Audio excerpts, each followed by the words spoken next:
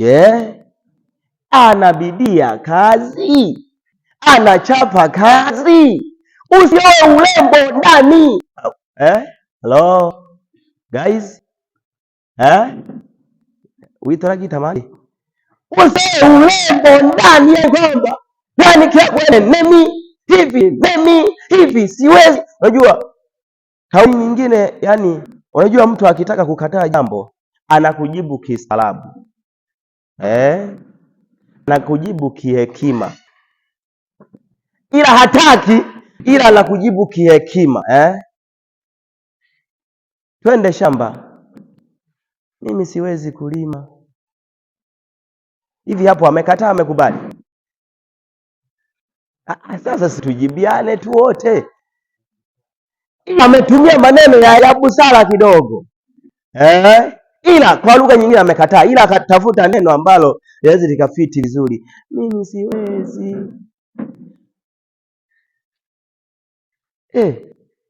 Hebu pika pilau. Mume wangu, mimi siwezi kupika pilau. Hapo kwa lugha nyingine amekataa, ila anatumia hekima kukwambia kwamba nimekoma, ila siwezi. Sasa na wewe jiongeze. Kama ni mvivu kaombe upya.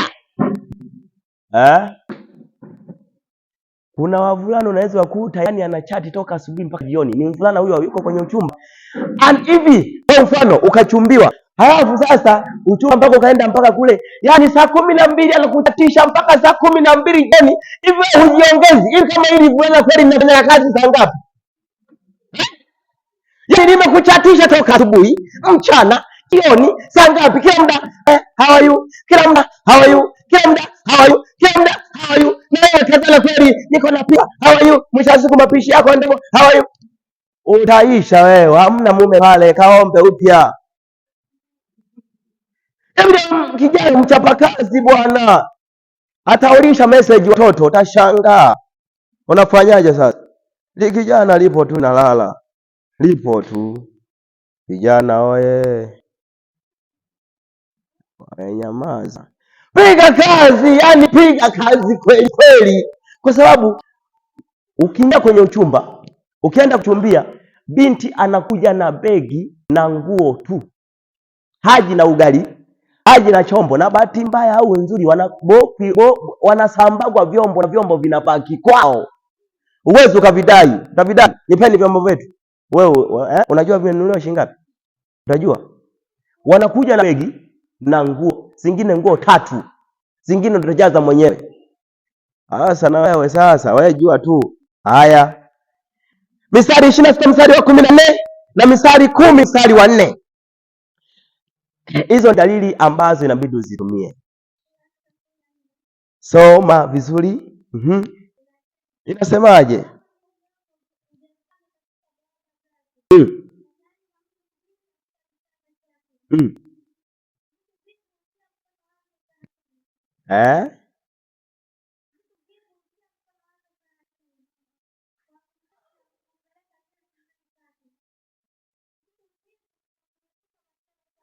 Hiyo 14 isha 14 tu.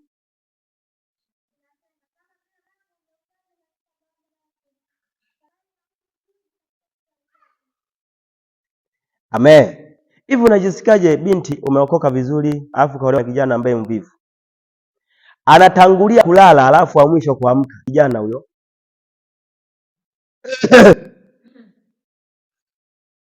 Haya, mimi nawaeleza.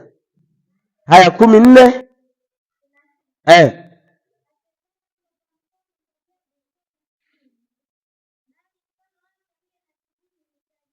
Haya, ukamwoa binti, yani oyo zwalimi enda mpaka wishokela oyo kinunyo na kuzwalege kiafuliwe na anali. Hii hapa imefuliwa jana au juzi.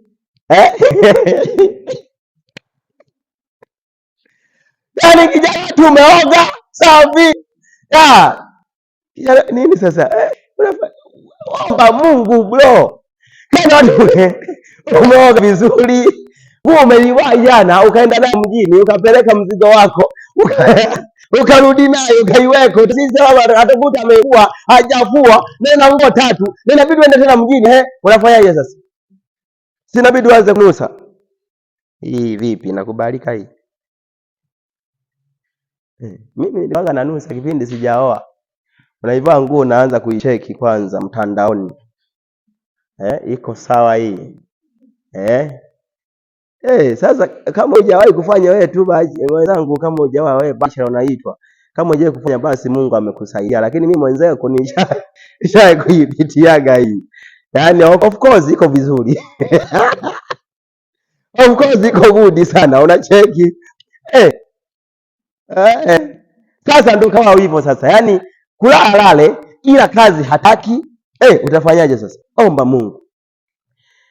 Sasa hizo tulikuwa tunaangalia dalili za kwamba kitu gani unaweza ukakitumia kama vigezo vya kukudirect kuelekea mahali fulani. Bwana Yesu asifiwe sana. Bwana Yesu asifiwe sana. Bwana Yesu asifiwe sana. Bwana Yesu asifiwe sana.